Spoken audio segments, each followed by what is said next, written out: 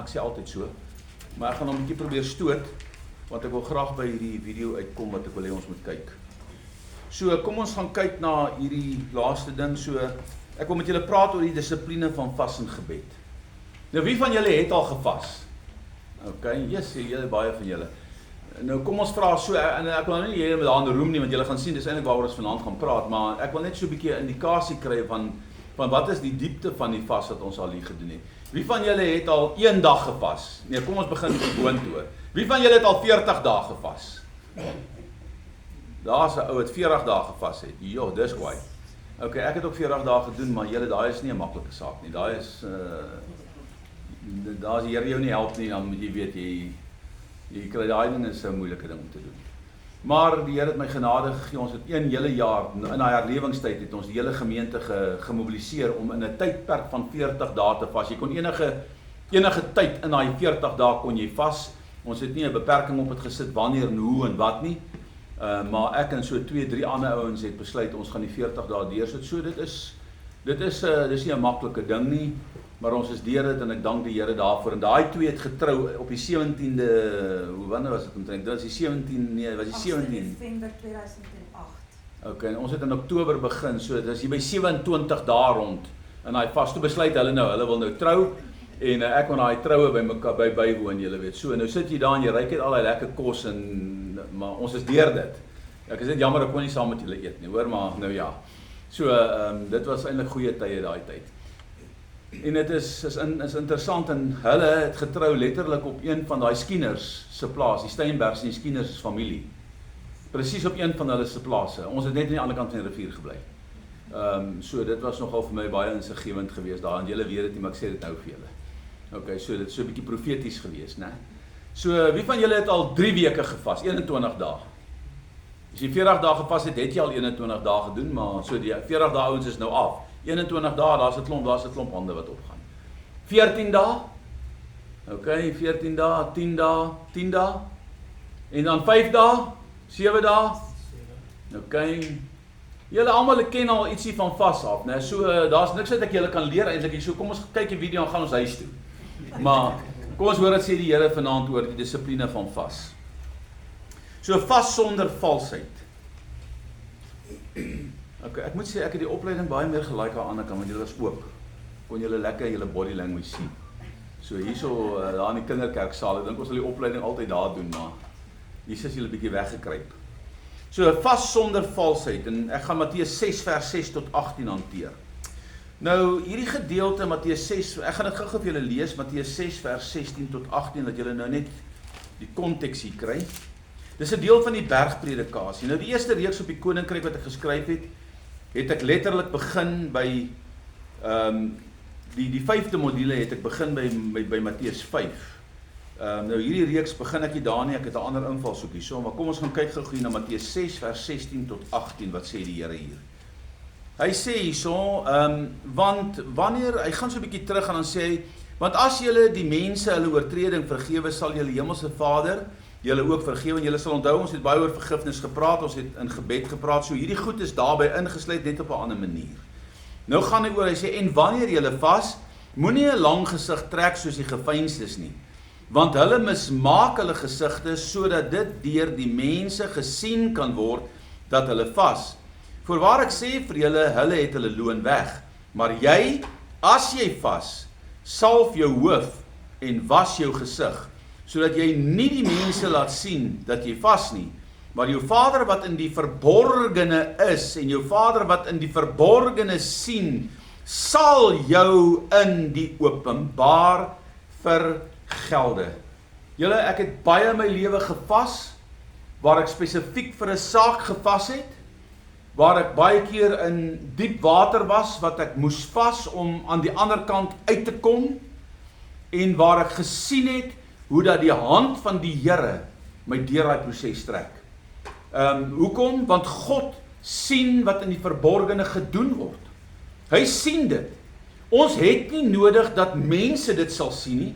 Ons het nie eens nodig dat mense my gebed sal hoor vir Suid-Afrika nie.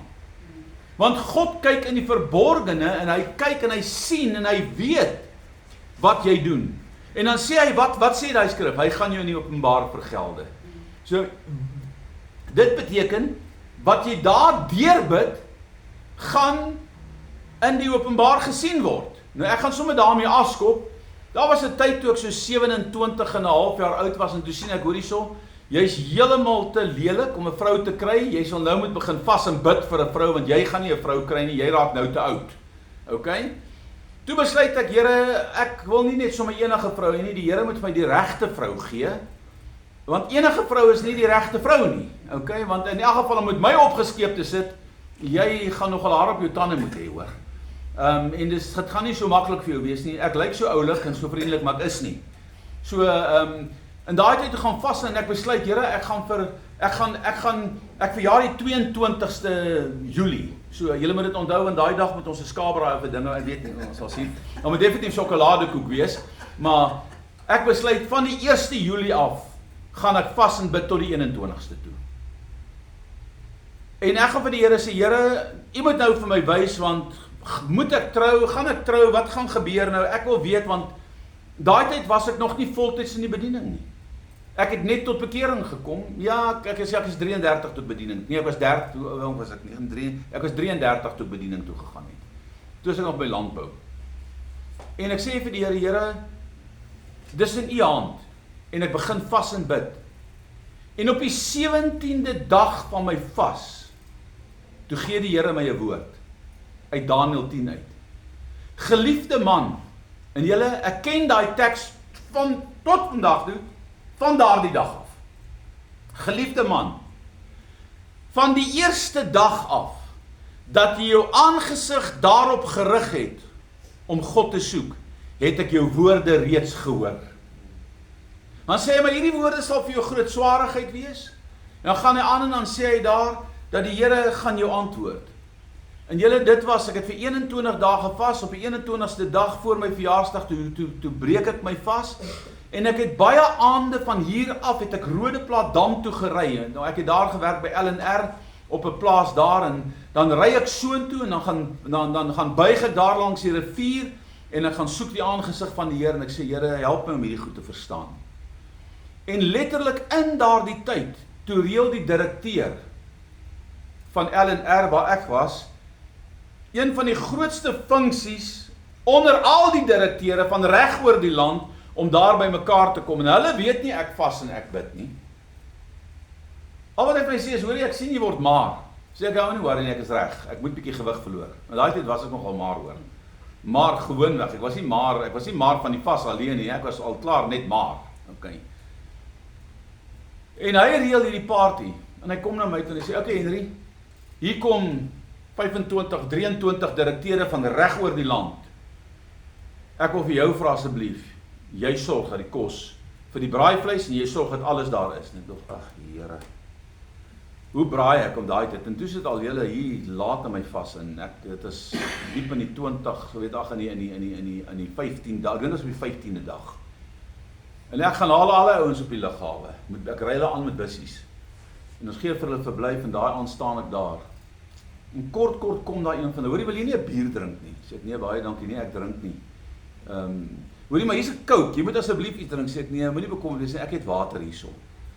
Nou probeer ek deur hierdie ding kom, want ek wil nou nie hier, weet jy, ek wil nie dit doen wat ek vanaand gaan oorbedien nie, en ek probeer die ouens van my skouers afkry.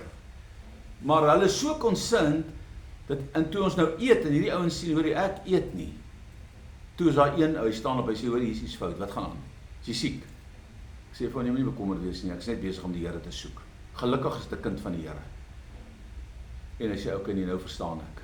Ander ouens is gelukkig te dronk geweest, hulle het nie heeltemal verstaan nie, maar hulle eet toe lekker daar, en hulle almal eet, en daar het ek gesien, die oomblik wanneer jy vas, wanneer jy bid, moet jy maar gereed maak, daar gaan struikelblokke voor jou kom, die duiwel gaan 'n klip voor jou sit, want hy wil hê, jy moet val, want dat het hy met Jesus gedoen, okay? So, en die Here het my deurgedra, en dit was letterlik 22 Julie het ek opgehou, en Augustus maand, ek het 'n restaurant in Sunnyside gehad, dit is die beste burger shop in Pretoria, Archie's Old Fashioned Hamburgers, vir die ouer mense wat dit nog sal ken, reg oor kan die Onderwys College. Toe stap my vrou by die deur in, saam met haar pa. En ek sien hoor hierdie ou man lyk vir my 'n moeilike ou man. Maar hier kom die mooiste vrou in en ek sien hoor hierso en sy kom staan en ek het eintlik geadverteer vir werk en ek vra of ek hulle kan help en haar pa sê nee, ek het gesien jy adverteer, maar ek is saam met my dogter hier want ek wil seker maak hierdie goed wat julle doen is die regte goed. Ek sê okay, nee, baie reg so, baie goed meneer, baie dankie meneer. En ek sê vir haar, ek sê hoef jy so onderhoud te doen, jy het sommer die werk.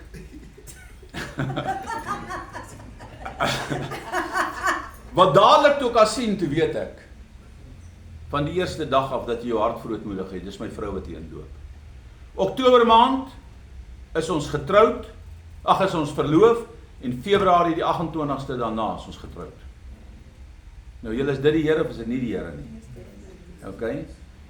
En my vrou het saam, ek het haar by landbou ingeskryf, sy daar gaan werk, en ek het die restaurant, uiteindelik het ons die restaurant verkoop, ons het hom eintlik toegemaak, die kontrak het opgehou, en daar was 'n klomp goed met die landlos, en ons was nie lus vir dit nie.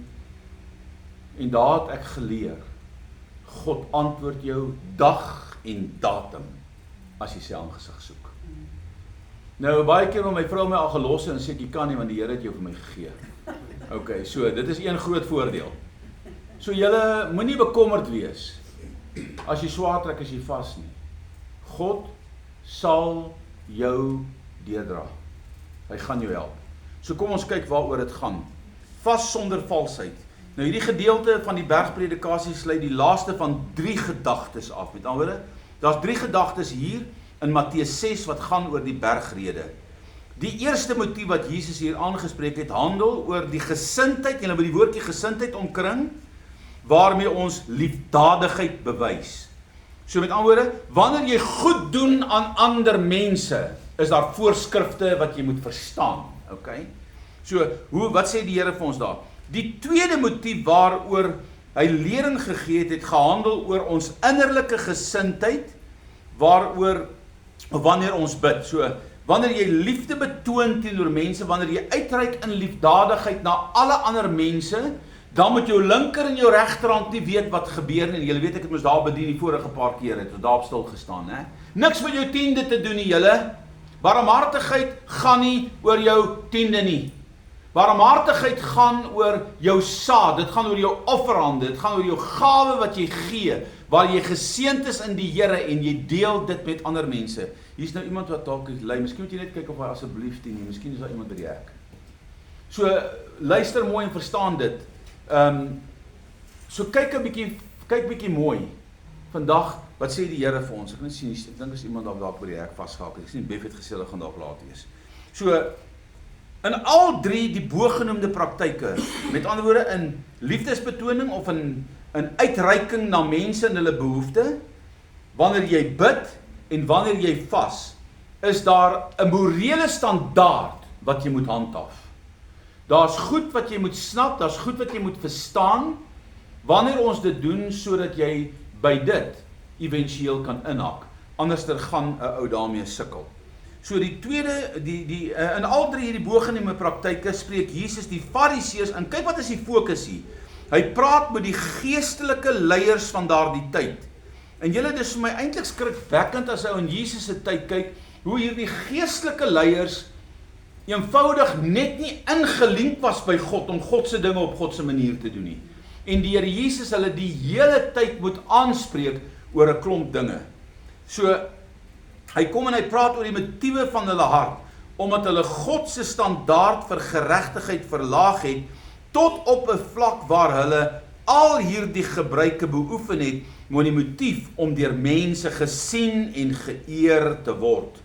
Julle, ek ken 'n pastoor jare terug wat hierdie kerkgenootskap gestig het, dit staan in sy joernale, hoe dat 'n man en vrou vir hom 'n nuwe pak klere gegee het, en vir die tannie 'n pragtige nuwe kerkrok, en daai jare met 'n pragtige hoed, en hulle het daai klere nie die volgende naweek gedra nie, en uiteindelik toe besluit hierdie oomie en tannie wat nou hierdie klere gegee het, om vir die pastoor en sy vrou te vra, maar hoekom het julle nou nie vandag hierdie klere aan, terwyl ons nou hierdie diens het nie?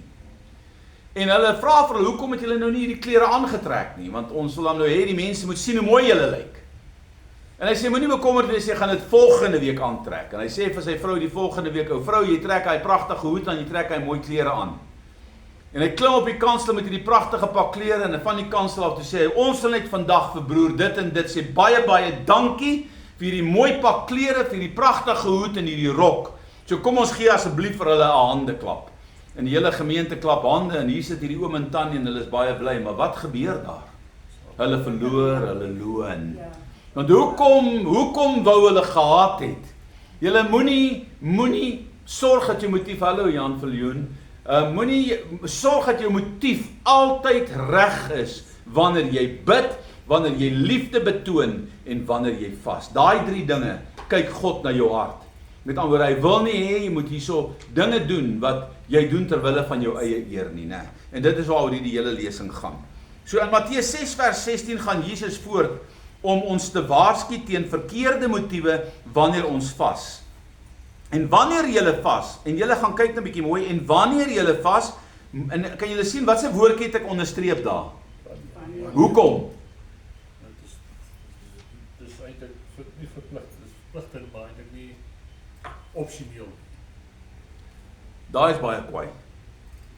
Die woordjie wanneer sê nie as nie. Die woordjie wanneer sê jy gaan.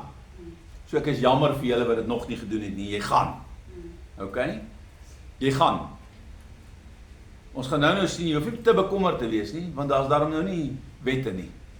Maar jy gaan, want dis wat hierdie skrif sê, wanneer jy vas, as 'n implikasie by, moenie lang gesigte trek, soos die gefeinsdes nie. Want hulle mismaak hulle gesigte, en ek wonder nogal hoe het hulle gelyk as hulle gevas en gebid het. So jy moes dit duidelik kon sien, hè? Lang gesigte, o, dit is so swaar in hierdie wêreld. OK? Soos die gefeinsdes nie. Want hulle mismaak hulle gesigte, sodat dit deur die mense gesien kan word, dat hulle vas. Voorwaar, hy sê, ek sweer, ek sê vir julle, hulle het hulle loon weg. So wat sê daai laaste deel van hierdie skrif? Ek gaan hulle nie antwoord nie. Hulle gaan nie beloon word vir dit wat hulle na soek, dit wat hulle voorbid, dit waarvoor hulle vas nie. Nou julle, is dit nie 'n waste of time nie? Is dit nie so 'n bietjie 'n vermorsing van eetlus nie?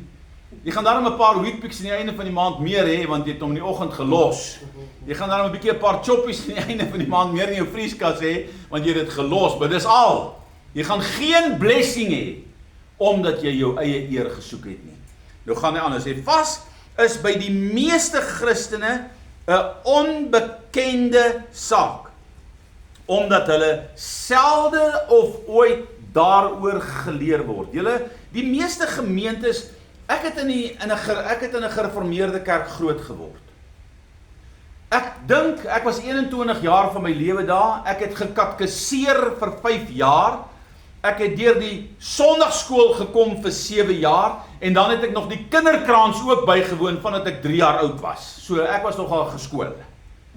Maar in daai hele tyd, het niemand my ooit geleer oor vas nie, want hulle glo nie daar nie. Die eerste keer toe ek vas, toe sê my skoonouers vir my, hoor hierso, maat, wat doen jy nou? Nee, dis 'n Ou Testamentiese gebruik. Waar lees jy dit? En toe ek het nie eens geargumenteer, toe sien ek, weet jy, ek weet presies waarvan af julle kom. Julle word nie hierdie goed geleer nie, daarom pas julle dit nie toe nie, en julle weet nie wat julle eintlik mis nie. Want baie keer dan hoor ek in hulle lewe, hierdie krisisse wat gebeur en goed wat gebeur, en dan sien ek, hoorie maar, hulle kom nie tot daai punt wat hulle snap, hoorie, bid hierdie ding deur in gebed, hulle is almal dien die Here waaragtig, hoor, hulle die Here lief, en hulle ken die Here, en ek meen my skoonpa is 'n absolute voorbeeld van 'n Christen, maar hulle ken nie hierdie praktyk nie, want niemand het dit vir hulle geleer nie, julle, want wanneer hoor jy hierdie goed van 'n kansel af? Daarom het ek dit in 'n disipelskapskool ingebou, want ek wil nie hê, as jy deel van dit wil raak wat God wil doen, dat jy nie hierdie prinsipel ken nie, want jy beroof jouself, en ek beroof jou. Jy moet dit ken, want ek weet dit werk, en ek het dit nie eenmal in my lewe gedoen nie, ek het dit in moeilike omstandighede gedoen, en dan tel die Here my aan die einde op, en hy gee vir my 'n deurbraak.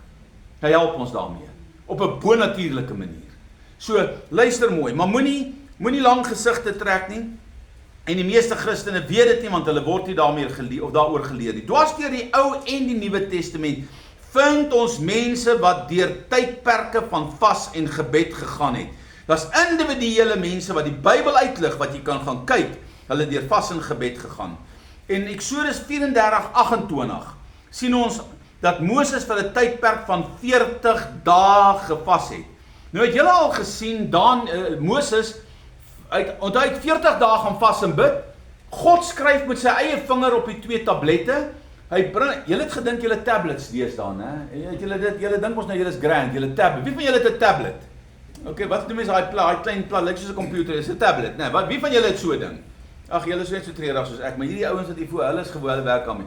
Die Bybel het ook tablets gehad, julle. Okay, dis nie 'n nuwe ding nie. So daar was 2 plat klippe wat die Here met sy hand opgeskryf het. Hy kom van 40 dae af hier, sondig die volk. En wat doen Moses? Hy gooi daai klippe stuk in. En wat sê die Here vir hom? God is toornig oor daai volk. En die Here wil hulle uitwis. En hy sê, Moses, kom onder hulle uit, dat ek hulle kan verteer. En dan sien ons hoe die Here, hoe Moses letterlik tussen hulle en God inspring. Vir die Here sê, Here, vat my, maar los die gemeente. En dan sê hy vir die Here hierdie volgende woorde. Hy sê, want as u hulle gaan wegvat, dan gaan daai klomp mense van Farao sê, u het hulle uitgelei, maar u kon hulle nie inlei nie. Moses was ook slim, En hy sê dit vir die Here, en die Here sê, okay, kom weer op na die berg toe. En julle amper onmiddellik daarna, klim hy weer op die berg, vir 40 dae, sonder kos, en sonder water, sê die Bybel. Nou julle, jy kan nie langer 3 dae sonder water gaan nie. Hoe dit gebeur? Want die Bybel sê daar, sonder kos en sonder water. God het hom deurgedra, weens sy geloof. Nou dit was 'n goddelike wonderwerk. Maar wat gebeur toe hy daar afkom? Toe gloei hy. Ja, hy shine. En ek dink nie as hy weet hy shine nie, want hy het nie 'n spieël gehad nie. Maar hy skyn van die heerlikheid van God, dat hulle sy gesig moet toemaak. Want toe die mense hom sien, toe hardloop hulle almal weg. Die hele volk vlug voor hom uit. Want die heerlikheid van God is op hom. Hoekom? Want hy was in die direkte teenwoordigheid van die Here. Daar waar God hom op die rots laat staan het, hom met sy hand bedek het, en die heerlikheid van God by hom verby beweeg het. En hy alles van agter af gesien het, in die toekoms in, tot op Christus. Want die Bybel sê hy het God van agter af gesien. Nou julle, daai van agteraf was nie letterlik van agteraf in 'n figuur nie. Hy het van agteraf in die toekoms ingekyk, en die hande wat hom bedek het, was die hande van Christus wat deurboor was, die bloed wat hom vrygemaak het, en aan hom die versoening gegee het om in God se teenwoordigheid in te stap. Want geen mens kan God sien en bly lewe nie. Daarom kom die Here in daardie gestalte, en hy beweeg verby hom, en toe hy dit sien, toe sien hy God se heerlikheid van agteraf, want hy kan nie God se heerlikheid in sy geheel sien, die kind van die Here.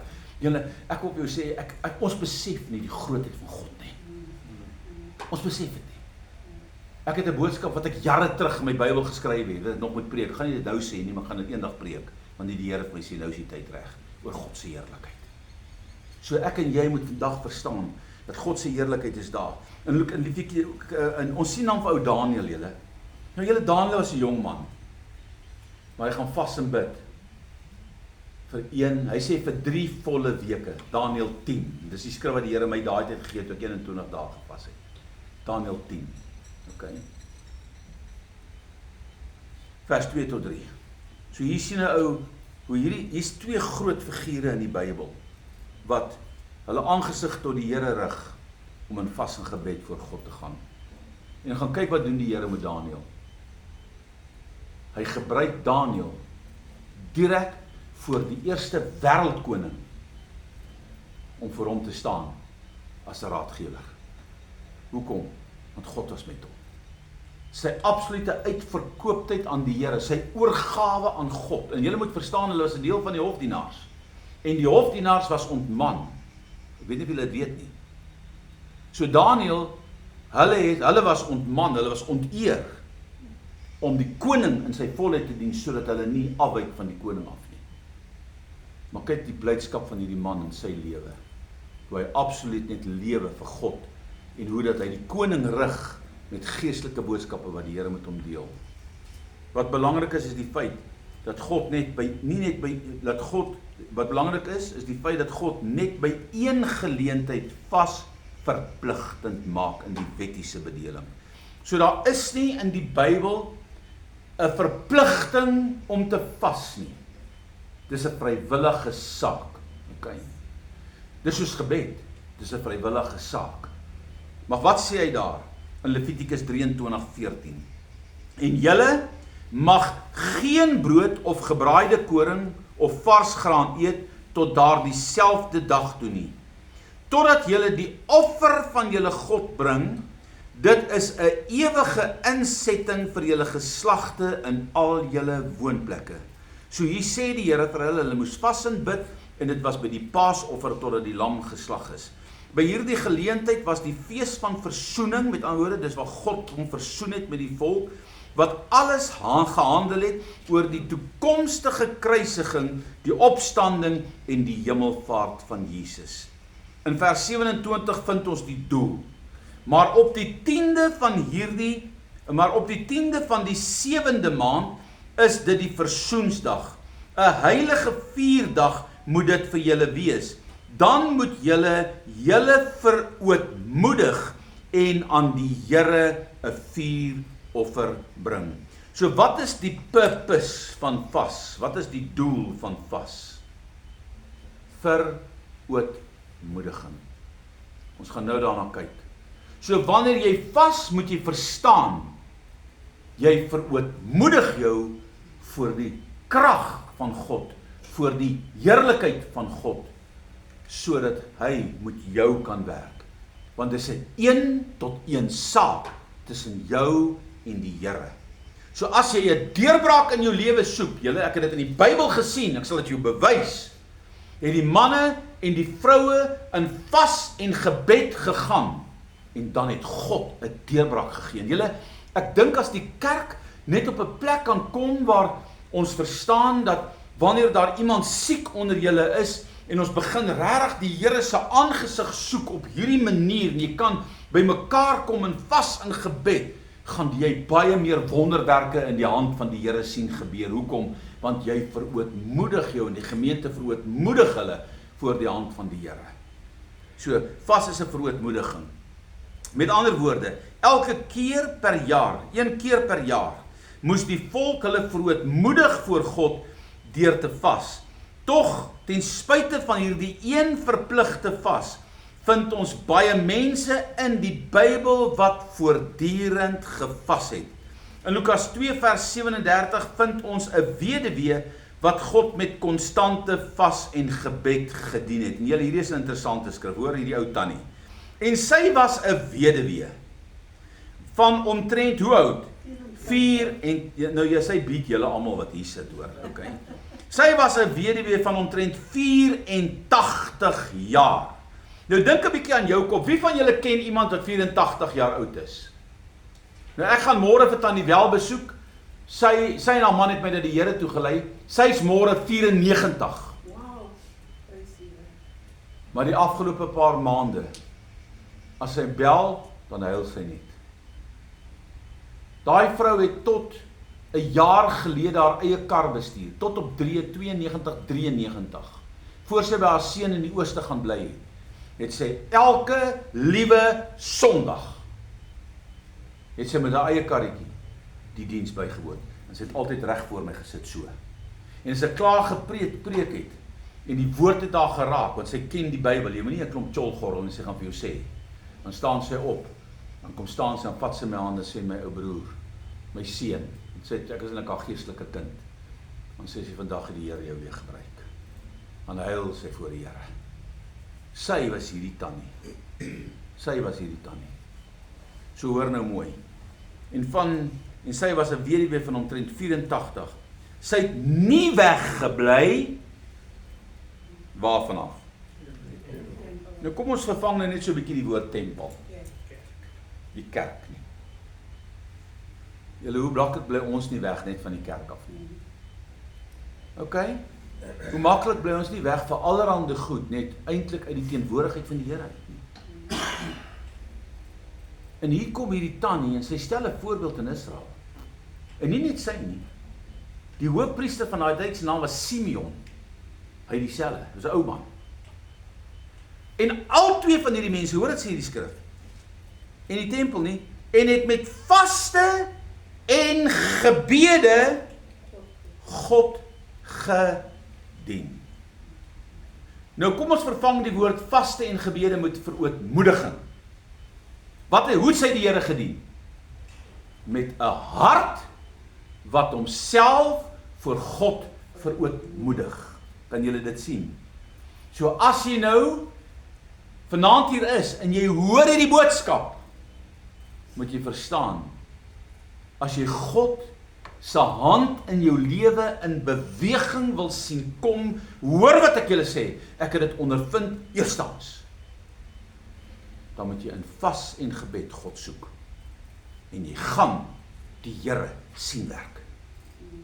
Honderde mense kom by my en sê, weet jy, ek is werkloos, ek kry nie werk nie. Dit en dat en dit en dat in my lewe, my kinders is op dwelms en al, ek wil vir jou sê, gaan koop die tyd uit, want God is die beantwoorder van gebed. Kom net op 'n plek wat jy oorgee aan die Here.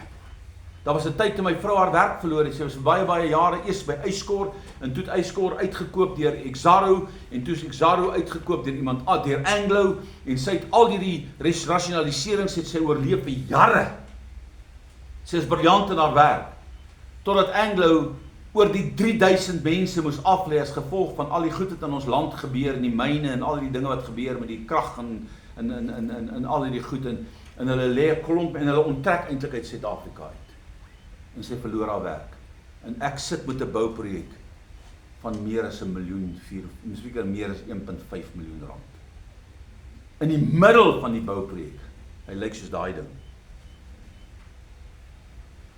En ek weet, ek kort 35.000 rand 'n maand net om my begroting te klop en daar's nie 'n manier dat ek dit kan maak nie. Weet jy wat sê die duiwel vir my? Dit was 2016. So toe was ek 56 jaar oud. Hy sê vir my, Boeta, jy gaan alles verloor wat jy het. Alles wat jy bymekaar gemaak het, kyk mooi, sê tata vir dit, dis weg. En ek sien, daar's nie 'n manier nie, ek kan nie hierdie goed dra nie. Ek sit met eiendomme wat ek moet diens. En ek kan nie sonder my vrou se inkomste, kan ons dit nie doen nie. Ek vat 5 dae. En ek gaan huil voor God en ek sê, Here, U het my tot hier gebring. U sal my vorentoe vat. Ek hoor die stem van die vyand, maar U is groter as hulle. Wie loop ek in die aand uit, ek kan nie my trane bedwing nie, as ek bang my vrou, hulle sien dit en ontstel hulle my kinders, en dan gaan sit ek buitekant daar by die hondehok, en dan huil ek voor die Here op die trap, dat niemand net nie sien, ek huil voor God nie, want ek wil nie hulle moet bekommerd raak oor waar gaan ons heen nie, wat gaan gebeur, en julle, ek bly in Shawu, ek het seker die mooiste huis in Shawu gehad, een van die mooiste, ten minste een van die eerste 5 mooiste huise in Shawu, hy het hom geteken, ek het hom die grondplan gegee, maar dit was 'n mooi huis daai. En ek weet, hier in my kop, as nie manier dat ek hier goed gaan hou nie, ek gaan het verloor. Maar ek begin vas en bid, en vir 1 hele jaar, dra die Here my deur. Laat ons finansiële direkteur vir my sê, hoor jy jaag nou aan met wat jy nou doen. Maar dis al wat ek kan doen. Ek moet terugkeer die hele tyd. Verkoop my karre, dan finansier ek 'n ander kar, dan vat ek daai kar wat ek op vir 'n goeie prys gekoop en dan verkoop ek die ding. En so dra die Here my vir 1 hele jaar deur in daai omstandighede. Ek verloor niks. Ek hoef nie 'n skuldberader te sien nie. Ek hoef met niemand te ek sit met daai, maar elke liewe maand bid ek, Here, laat die spoeg so spat. Want ek weet, dis net God wat my hier kan deurdra. En my vrou doen aansoek in BMW Bella. En sy gaan na BMW toe, en weet jy wat doen die Here? Hy gee vir haar 'n kontrakwerk. Sy het altyd in Centurion gewerk. In Rosslyn is net 12 kilos, vir 5 kilos, 6 kilos van ons huis af, of 12 kilos, hoe ver dit ook al is. en sy begin by BMW inklok en sy kry 'n beter salaris as wat sy gehad het in daai tyd toe sy by Anglo gewerk het. Is dit nie die Here nie? Amen. Kom aan, gee 'n bietjie vir die Here 'n handeklap as jy dink is van die Here. Hy kan julle. Joef en ek sê, "Sjoe. Dankie Here. U het my gehelp." Maar ek moes bid en ek moes vas in die aangesig van die Here. So hierdie weduwee dien die Here met blydskap en vaste en gebede. Psalm 35 vers 13. Hoor bietjie wat gebeur. Ek net hier so sien wat ek hier geskryf het. Psalm 35 vers 13 vas Dawid ter wille van genesing. In Handelinge 13, ek het nie hy skrifte uitgeskryf, jy kan dit maar gaan kyk. In Handelinge 13 vers 2 sê die Bybel dat die eerste kerk God gedien het met vaste en gebede. Julle dink nou net 'n bietjie, hoeveel keer dien ons gemeentes die Here met vaste en gebede? In daai gemeente toe ons in die herlewingstyd was, ek sal dit vir julle eendag wys. Ek het hulle laat vas en bid vir 3 dae. Ek het hulle laat vas en bid vir 14 dae. Ek het hulle laat vas en bid vir 21 dae. Almal het nie 21, maar in daai tydperk moes hulle inkom. Maar wanneer ons 21 dae gesê het, want ek en van die leierskap 21 dae gedoen, ons het 14 dae gedoen, ons het 10 dae gedoen, ons het 5 dae gedoen, terwyl die ander mense gevas en bid het soos wat hulle daai tyd hulle dit kon doen. En die Here het ons deurgedra. En ek het gesien hoe God begin werk tot op 2008, 2006, toe kom Angus op die lappe. En wat doen die kerk? Die kerk sien hierdie dinge gebeur, 200,000 manne by Angus, 400,000 manne by Angus. En wat doen die kerk? Sjoef, Here, ons het gearriveer. Die Here het hierdie oom opgewek. Ons is nou daar. En wat doen die kerk? Ons hou op om te bid. En die Here gee my 'n visioen in 2010 in Mosambiek. En hy sê vir my, my heerlikheid gaan omtrek. Julle was op die punt in Suid-Afrika om deur te breek. Toe retreat die kerk. 4 ure daai nag huil ek voor God dat ek nie kan ophou om te huil nie. Ek huil so voor weens sy teenwoordigheid. Sy teenwoordigheid is op my, dis in my. Ek kan dit nie vir julle beskryf nie. Dit is toe ek terug is in Pretoria. Ek roep vir Karel Bernd van Empower by mekaar. Ek kry vir Dominee Abel Stols. Hulle het altyd saam met my gebid in herlewing. Ek sê vandag kom sit julle hier. Ek wil met julle deel wat God met my gedeel het. Hulle is hier in Cappuccino's. Ek sit met hulle daar. Daai 2 manne sit daar met die trane loop. Hulle armhare staan regop, soos die teenwoordigheid van die Here daar is. Ek deel dit met 'n klomp leierskap julle. Hulle snap dit nie. Nie ons leierskap nie. Ek praat van die kerkwêreld in die noorde van Pretoria en dis waar God my daai tyd gestasioneer het, gesit het. Hulle snap dit nie. Totdat die predikers daai ding stik en slaan.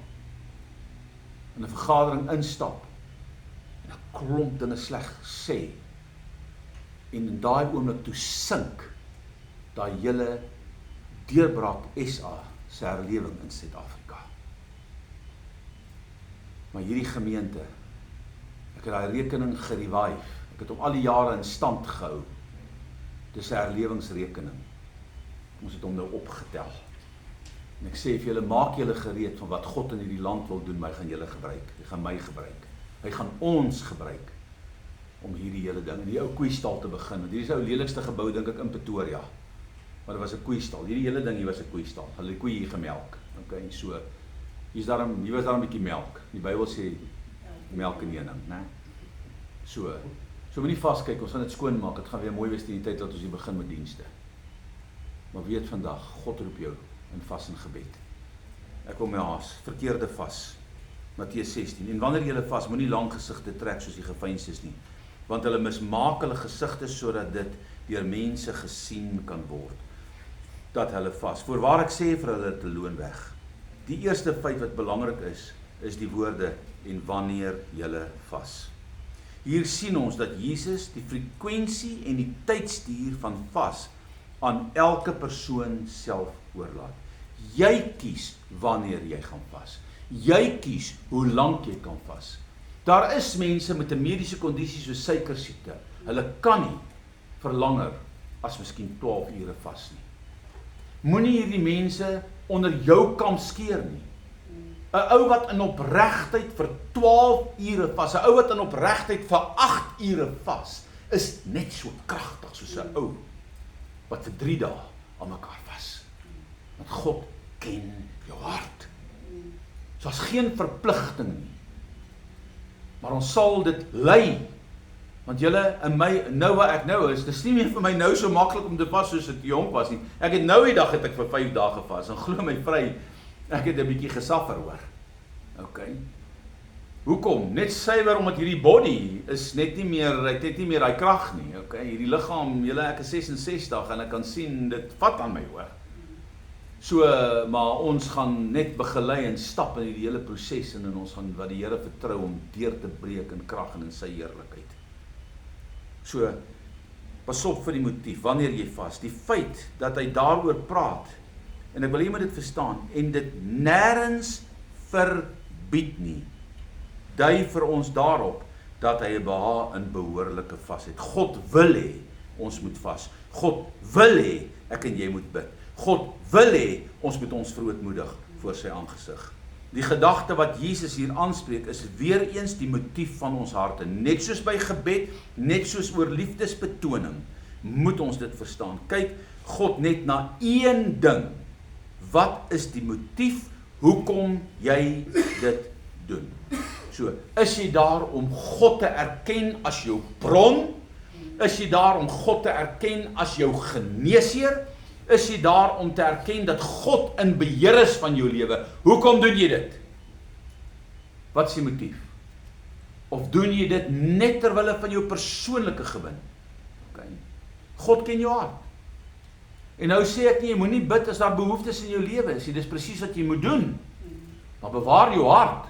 Meer as alles wat bewaak moet word, want daarin is die issues van die lewe. Ek het vanmôre ook 'n skrif vir jou gegee.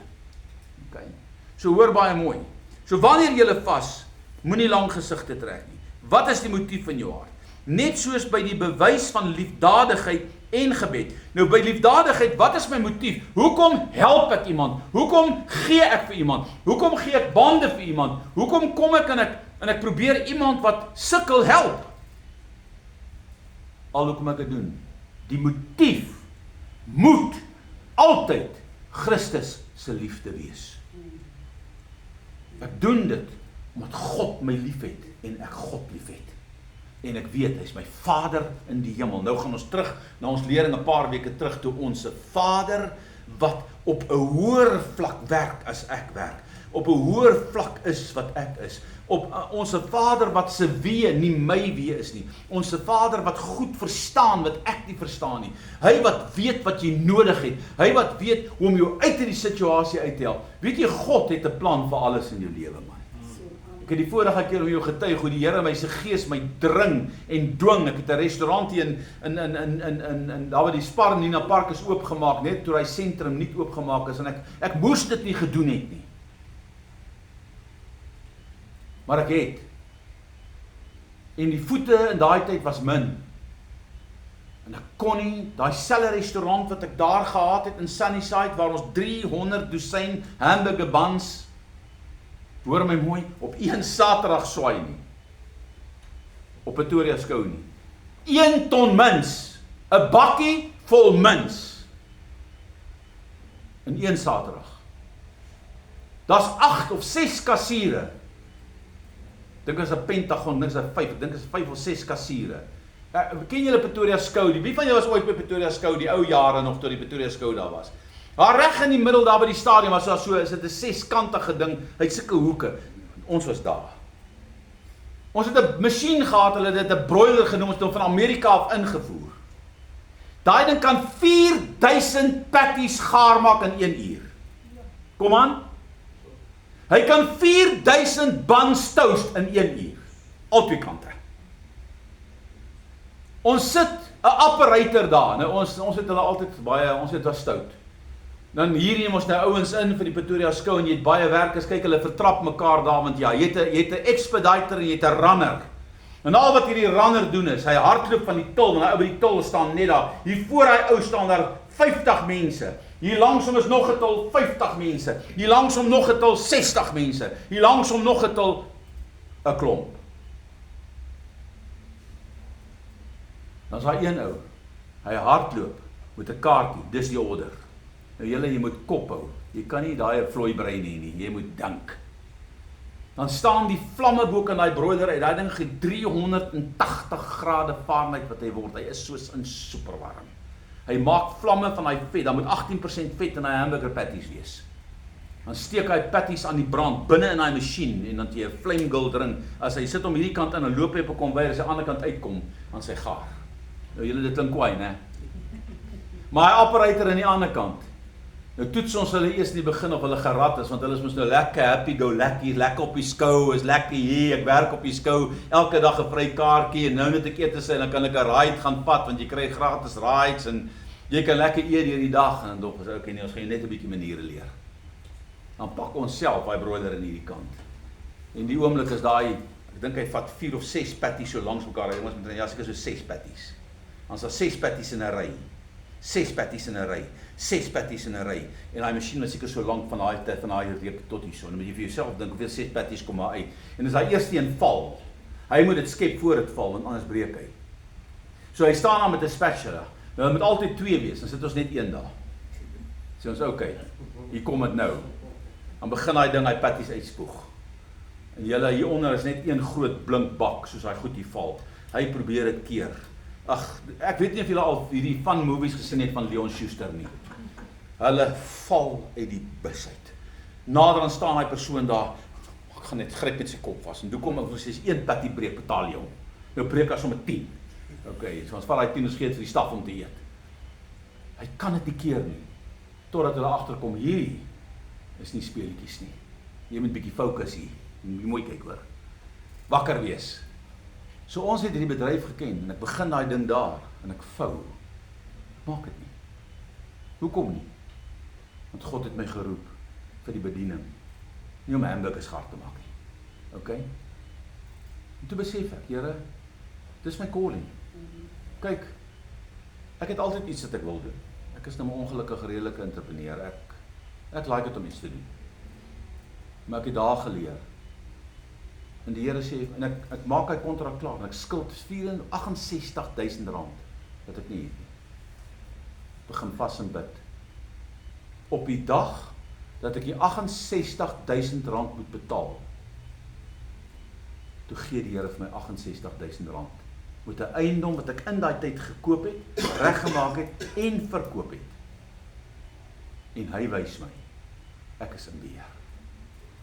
In die dag toe ek hy eiendom, of die tyd ook 'n eiendom in die mark het, gaan kyk ek na 'n ander eiendom, want ek het baie eiendomme gekoop en verkoop. En ek kry 'n man en vrou met 'n Opel wat is die Astras, so ding. En ek praat met hulle daar by die huis wat ek wil koop, by dinge op 'n veiling, hulle sê hulle soek 'n huis. Maar ek sê nie vir hulle ek het 'n huis nie, want ek sien hulle kyk nou hierbo in Florana of waar ook al. En ek sê nie vir hulle ek het 'n huis daar, ek vergeet, ek dink nie aan nie. Die Here laat my die kopers ontmoet, letterlik 'n week, voordat daai huis deurgaan. Die volgende dag toe ry hulle, en hulle sien hierdie huis te koop met die bordjie, en hulle twee koop daai huis. Hè? Is dit nie die Here nie? Maar hoe werk God? Hy weet wat jy nodig het, en hy antwoord gebed. Dit is duidelik dat Jesus die Fariseërs en die skrifgeleerdes se motiewe, en ook in hierdie saak, vir hulle uitwys. Hulle het liefdadigheid bewys om deur mense gesien en geëer te word. Hulle het in die openbaar gebede gedoen om deur mense raak gesien te word. Hulle sien ook, hier sien ons ook, hoe hulle met vas eintlik letterlik prys en eer by mense soek, deurdat hulle met hierdie lang gesigte rondloop, okay? Die woord vas beteken nestia. In die Grieks wat letterlik beteken om nie te eet nie. Nie om nie te drink nie, om nie te eet nie. Met ander woorde, to abstain from food. Die betekenis dat vas geheel en al kan wees, waar jy geen voedsel, of dit beteken dat vas geheel en al kan wees, waar jy geen voedsel per gegewe tyd inneem nie, of dit kan gedeeltelik wees waar jy sekere maaltye uitsluit. Jy moet self gaan besluit. Jy besluit hoe. Ek het gesien, vas, in die begin met water, as jy moenie sonder water vas nie, jy kan in elk geval nie langer as 3 dae sonder water gaan nie.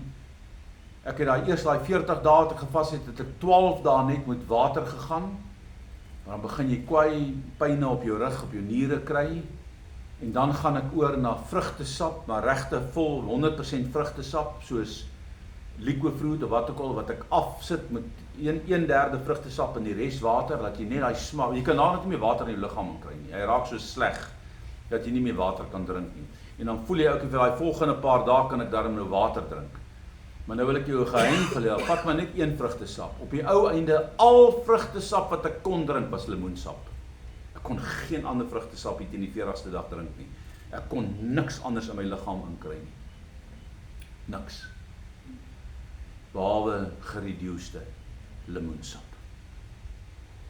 So, en dis hoe ek vas. In die begin, baie keer as ek vir 5 dae so vas, ek is 'n koffiedrinker, ek drink nie maklik tee nie. Moenie my rooibos tee gee nie, want dis medisyne. Okay? So, rooibos tee is vir mense wat so 'n bietjie siek voel. Maar, gewone tee kan ek nog baie drink, ek drink dit, maar ook net, ek moet nou regtig lus wees vir tee. Ek drink koffie, maar as ek vas, drink ek net tee. Maar ek drink nie suiker nie, nie in koffie of in tee nie, my hele lewe doen baie, vandat ek begin vas het, ek drink nie. Hoekom? Want ek soek nie energie nie. Ek soek nie addisionele goed nie. So ek drink suiwer net tee. Maar weet jy wat? Tee raak so sleg, dat jy maar naderhand oorgaan na water toe. En as jy lank genoeg vas, dan raak water ook sleg. Okay? So, of as jy water drink, dan gaan jy oor na tee toe, dan gaan jy maar oor na vrugtesap toe, wat gereduce, dit afgewater is. Dat jy net die goed kan inkry. Want die Here sê, dit is jou besluit, maar hou dit opreg in jou hart. Hou dit opreg in jou hart. Die woord sê, doopstein van voet. Maar die vraag is, waarom vas ons? Hoekom doen ek dit? Die Bybelse veronderstelling is, om ons in afhanklikheid voor God te verootmoedig. By die Fariseërs het hierdie ware bedoeling van vas ontbreek. In Matteus 6 vers 1 noem Jesus hulle geveinsdes. Nou julle, die woord geveinsde is 'n interessante woord. Die woord geveinsde, wie van julle het al 'n toneelspel gekyk wat op 'n verhoog afspeel? En veral daar by die Staatsteater of waar ook al. Dan is hulle gesiggies gekleer, hulle het maskers op, hulle het allerhande klere aan, as jou kind, nou ja, ek is al baie jare op skool. Ek het 2 seuns deur die skool gevat, en toe het ek 'n laatlam dogtertjie, toe moes ons haar deur die skool vat, en nou het ek 'n pleegdogtertjie, ek moet haar deur die skool vat. So ek is al vir jare op skool, okay? So ek ken hierdie goed, daar op die verhoog, dan tree hulle op. Dan lyk hulle nie soos jou kind, jy kan amper nie die kind herken nie. Wat een is nou my kind daar? Okay, want hulle lyk almal dieselfde, jy sukkel om hulle te ken. So wat se ding is 'n geveinsde? 'n Geveinsde is niks ander as 'n actor nie. Wat se ding is 'n actor? 'n toneelspeler. Okay? So nou sê die Here vir die Fariseërs en die skrifgeleerdes, julle is actors. So julle is geveinsdes. So wat doen hulle? Hulle speel toneel. Okay? So kan jy sien, toneelspel is mos nie die ware Jakob nie. Hulle maak iets na wie hulle nie is nie. En dis presies wat die Here sê, dit ken ek, dit sien ek raak. En dis wie julle is, so pas op vir dit. 'n Geveinsde verwys dus na 'n persoon wat nie net 'n toneelspeler rol vertolk van 'n ander karakter wie hy nie persoonlik self is nie. Dit verwys letterlik na 'n persoon met 'n masker op, julle. So met ander woorde, hierdie klomp Fariseërs en skrifgeleerdes het lekker mombakkies op hulle gesigte gehad, sodat die volk hulle kon sien en dink, ja, hierdie is 'n heilige ou. Hierdie is 'n goeie ou. Hierdie is 'n bidder man. Hierdie is 'n gewe ou wat gee, is 'n ou wat diensbaar is teenoor die mense, maar hier is hy eintlik vrot. Okay. Hier is hy korrup. Hier binne soek hy sy eie eer en sy eie belang. En wat doen God? Hy bypass wat jy sien. Want wat doen nou Samuel toe hy die kinders van Samuel van Isaai as 'n koning moet salf? Wat doen Isaai? Hy laat al die kinders van die oudste voor ou Samuel verby beweeg en dan kom die oudste ene aan en Samuel sien hierdie man, hy's in die oorlog, hy werk, hy's in die weermag van Saul en Samuel, hoor wat hy sê toe hy hom sien, toe dink hy, Jesus jou. Hier sê hy het alles wat jy nodig, hy het die statuur, hy het die grootte, want hy vergelyk dit nou met ou Saul en hier is die ou. Sê die Here, Samuel, wat jy sien is nie wat ek sien nie. Hierdie ou het alles op die sig, maar hy het nie die geloof nie. Hy het nie die courage nie. Hy het nie die deursettingsvermoë nie. Hy het nie die karakter nie. Sê vir hom, Kubai, laat hy verbystap. Hier kom die volgende een. Samuel, nee, dan moet dit seker hy wees. Maar julle, hoeveel af by hom gegaan? 7? 6. Ja, ek dink David was ek die 7de hier. Sy op die oud gaan almal by hom verby. Die Here sê nie een van hulle. Here, maar wat maak ek dan nie? Het jy nie nog 'n ander kind nie? Ja, daar's 'n ou laaitjie, hy pas die skaap op. Hy's net 16 jaar oud man, maar hierdie ou seentjie, hy het rooi hare. Lyk of hy in die brand is.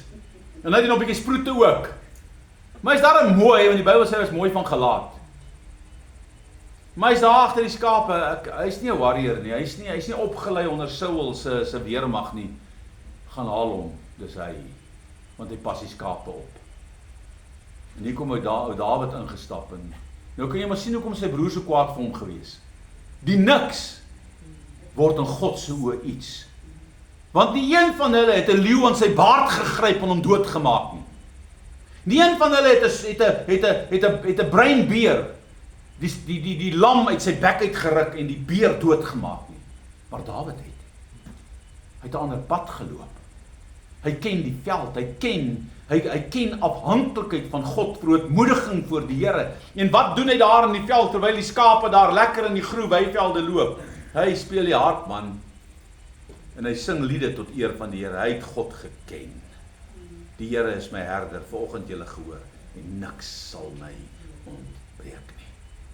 Die Here sê dis hy. Hy ken die motief van sy hart. Geveinsdes verwys dis na 'n persoon wat net soos 'n toneelspeler 'n rol vertolk van 'n ander karakter wie hy self nie is nie. Hy het 'n masker op sy gesig. En wanneer jy vas, moenie lang gesigte trek soos die toneelspeler nie, soos die geveinsde nie. Want hulle mismaak hulle gesigte sodat dit deur die mense gesien kan word. In Jesus se tyd het baie van die Fariseërs 2 keer, en julle luister wat gebeur hier, het hulle 2 keer per week gevas. Want hulle sê ons vas 2 keer per week. Hulle roem daarin. Hierdie dae was gewoonlik, wanneer het hulle gevas en bid? Hierdie dae was gewoonlik die 2de en die 5de dag van die week. Nou hoekom die 2de en die 5de dag van die week? Want dit was die dae wat die normale publiek na die markte toe gekom het om hulle huishoudings aan die gang te hou. So wat beteken dit? Dis wat die meeste mense hulle kan sien. Dit was die dae waar die meeste mense op die straat was. Nou dit het so gewerk, die 3de uur en die 9de uur was die gebedsure. As die 3de uur aanbreek, 9 uur die môre, het dit nie saak gemaak waar daar die fariseer of daar die skrifgeleerde is nie. Hy het sy pakkie neergesit en daar op die hoek van die straat begin bid. Kliphard, dat almal sien hoe geestelik is hierdie ou. Okay? En dit het die Here Jesus gewalg. Want hoekom doen hy dit? En weet jy wat het hy gedoen? Hy soek die besigste hoek van die straat uit, sodat die meeste mense hom daar kan sien. Nou julle, dit klink vir ons 'n bietjie vreemd, maar ken ons nie ook maar sulke mense wat altyd gesien wil word en alles nie? Ons ken hulle. Ons ken hulle, julle. So pas op vir dit.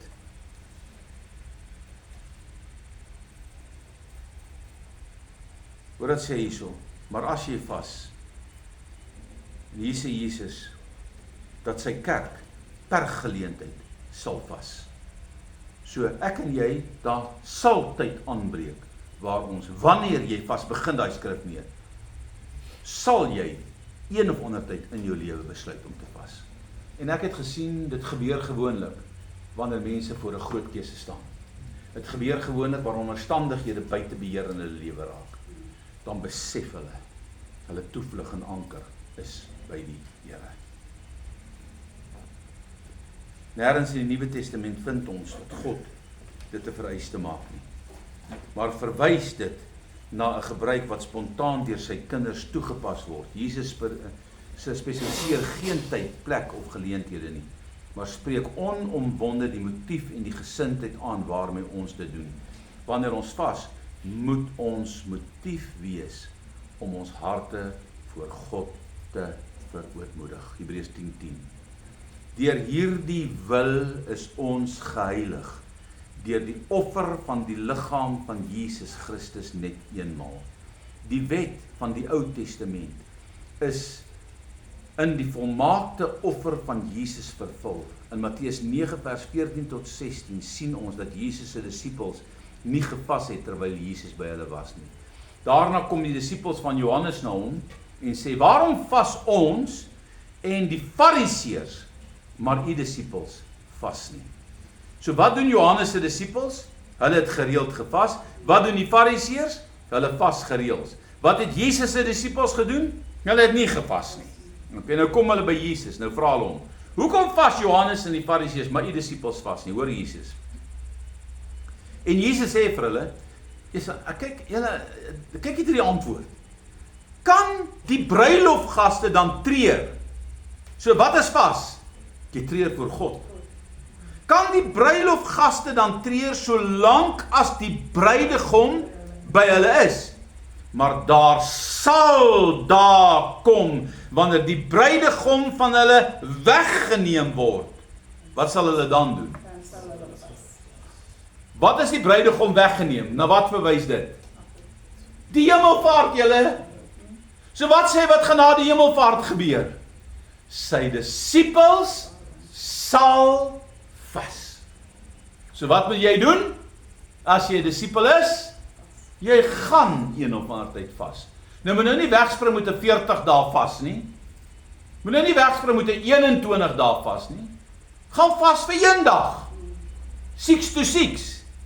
En dan vas jy die volgende week 24. Okay? En dan bly jy vir 'n week wat jy net gewoonweg alles eet wat jy kan sien.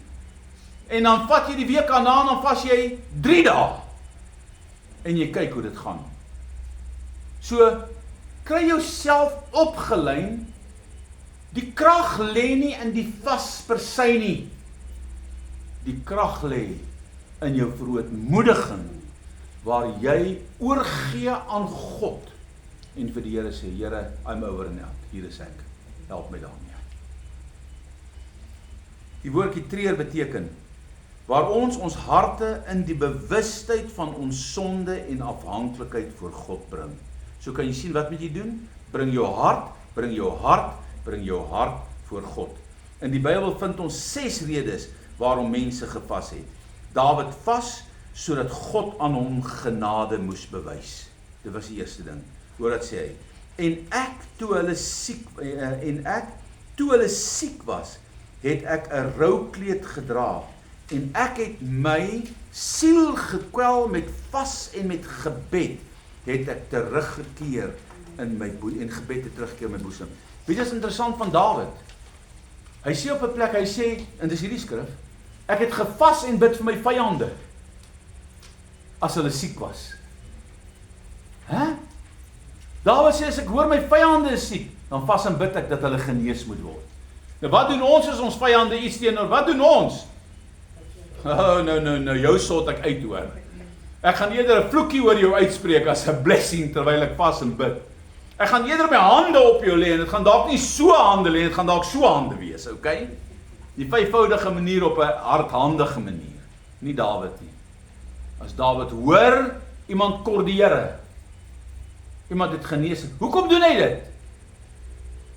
Want sy mense weet hy vas en bid vir daai vyand. En as die Here daai vyand aanraak, dan het hy 'n getuienis dat die God wat hy dien groter is as die afgode wat hy mense dien. Dis hoe hy dit doen. So hy het 'n doel. Hy verheerlik God daarin. Was die tweede, ou Josafat, is hy so oulike ou. Hy vas toe Israel in groot in gevaar verkeer het. Die volk trek teen hom uit, die Moabiete. En hy gaan vas en bid en hy vra die Here. Het Josafat, hoor as hy 2 Kronieke 20:3, het Josafat bevrees geword. En die oomblik toe hy bang word vir die weer, hy sê die weermag van die Moabiete was soos die sand van die see. Nou hulle trek uit, sy stryd was soos die sand van die see. Hulle trek uit teen hom. Hier's 'n leermag wat Josafat verstaan. Ek kan nie hierdie probleem alleen hanteer nie. So wat doen hy? Hy sê ek is benoud in my binneste en Josafat was bevrees. En hy sy aangesig daarop gerig. Kan jy sien hierdie woorde, sy aangesig daarop gerig om die Here te. Nou wat gebeur as jy God soek? Jy gaan hom vind. Wat gebeur as jy klop? Hy gaan vir jou oopmaak. Wat gaan gebeur as jy tot God begin roep? Hy gaan jou antwoord. Net so sien ons hoe Ester vir 3 dae lank gevas en bid het, ter wille van die voortbestaan van die hele volk Israel. Julle, die Mede en Perse, die koning Ahasveros of wie dit ook al was, het 'n bevelskrif onderteken onder die valse misleiding van Haman. Hy het sy stempel daarop gesit, dat op 'n spesifieke dag, alle Jode doodgemaak moet word. Dwars deur sy hele ryk. Hy was 'n wêreldregering. Hy het Babylon uitgeklee. En alles wat in Babylon se regeringskap was, het hy oorgevat. En hy sê, elke Jood in elke plek moet doodgemaak word op daardie dag. En Mordegai gaan vas en bid voor God. En hy roep Ester en hy sê, Ester, is net jy wat vir 'n tyd soos hierdie gekies is. Net jy. Wat sê Ester? Ek kan dit nie doen nie. Want die koning het my al vir 'n maand lank nie geroep nie. Ek kan nie net in sy teenwoordigheid instap in die protokol. Maar ek sal my lewe op die spel sit. En as die koning my genade gee, dan weet ons God is met ons. En nou Ester maak haarself gereed vir 3 dae lank in vas en gebed. En hier staan, julle moet mooi verstaan, want sy was 'n wêreldkoningin. Julle moet mooi hoor. As jy nou, het julle al gehoor van my juffrou Wêreld? Sy was my juffrou Wêreld, né? Weet julle dit? Julle dink dit nie. Ek sê julle nou. Sy was my juffrou Wêreld.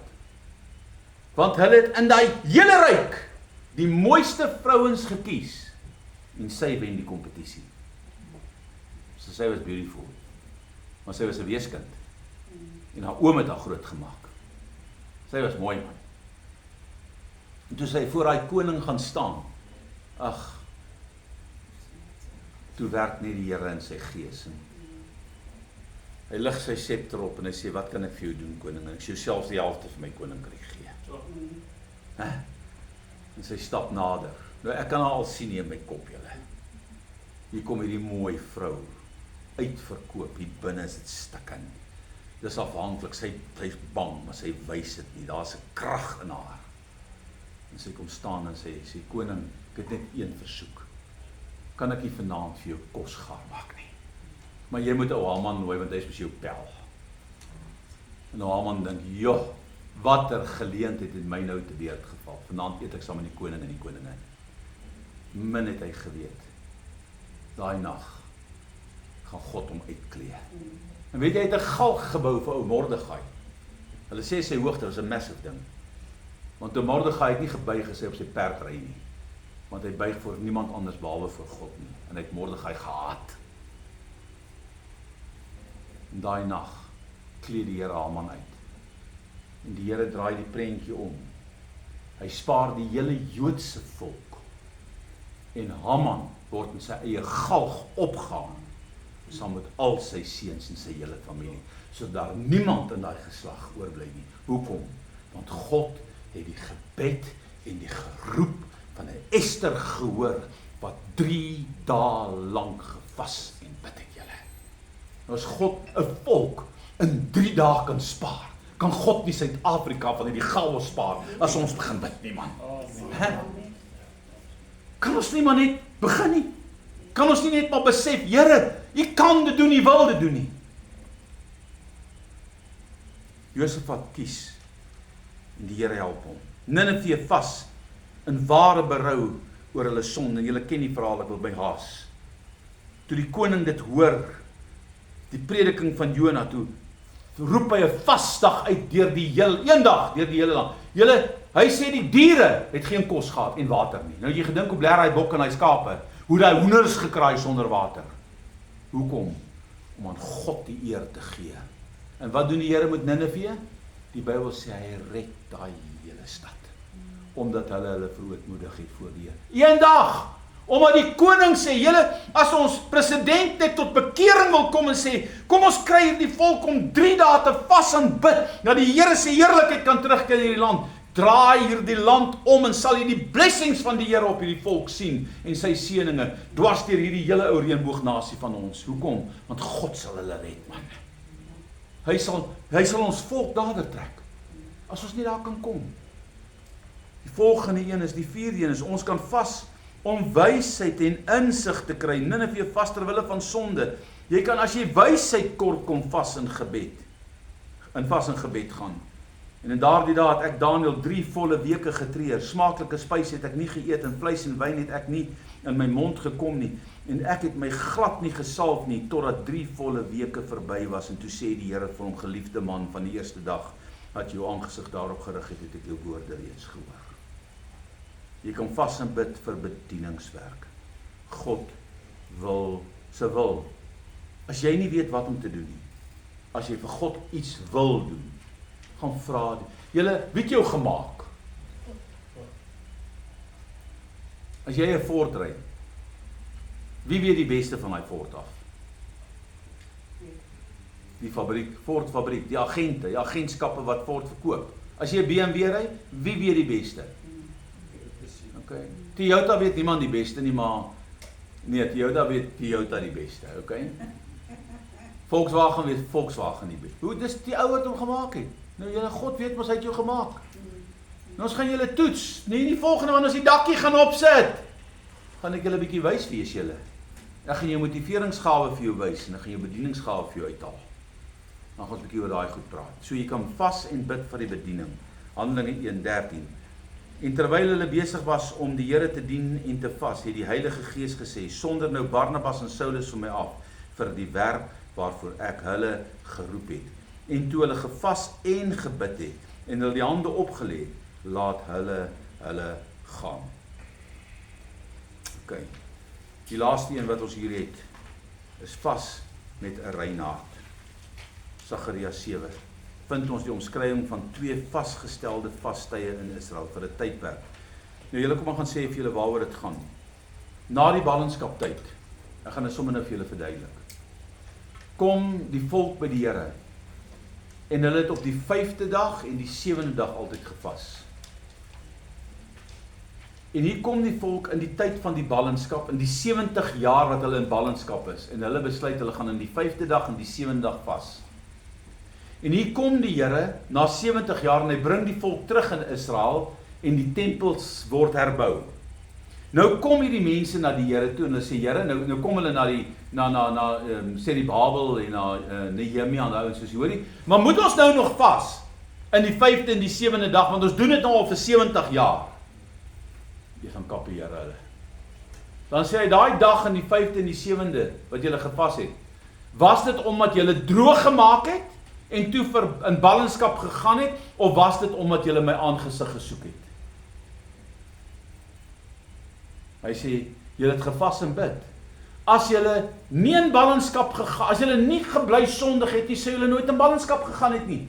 Dan sou julle nooit gevas het op die 5de en die 7de dag nie. Maar omdat julle in ballingskap, nou gaan julle in die 5de en die 7de. Hoekom toe ek vir julle gevra het, bekeer julle? Het julle nie daai tyd julle bekeer in vas en gebed en my gesoek nie? Nou kom jy sê, moet ons aanhou. Daai vas en gebed is nie vir my nie. So kan jy sien, jou hart moet rein wees voor God.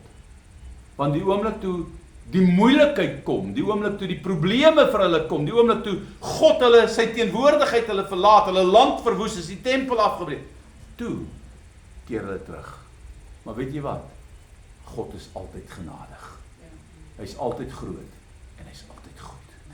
In daai oomblikke kom die Here en hy restoreer Israel. So vanaand, besop vir jou motief. Ons gaan vanaand kyk na 'n man wat sy lewe uitverkoop was aan die Here. En ek wil hê, julle ken hom dalk. Nee, julle gaan nie ken nie, julle weet van hom. Miskien. Maar kom ons sit hierdie video op. Want hierdie ding het my in hierdie week al laat huil hoor. Hy het my gevat. En ek gaan ook daar sit, want ek wil hom weer sien. So ek het net hierdie camera verstel.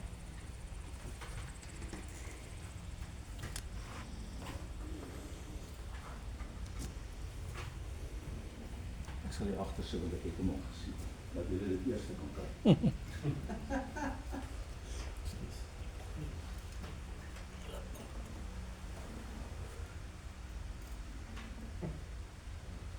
De machine opstaat en helemaal aan slag.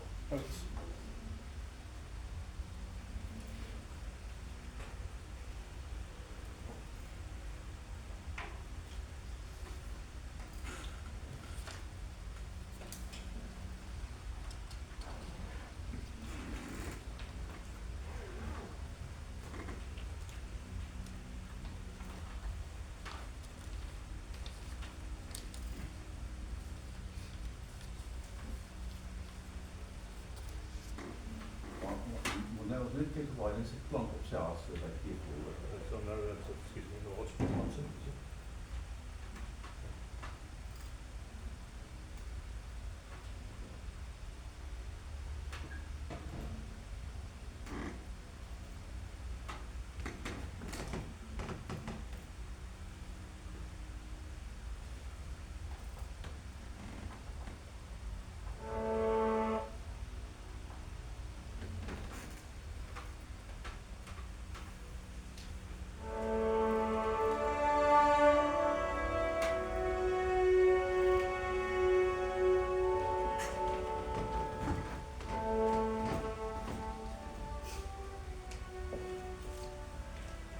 A man is being led away in chains through the streets of Shanghai.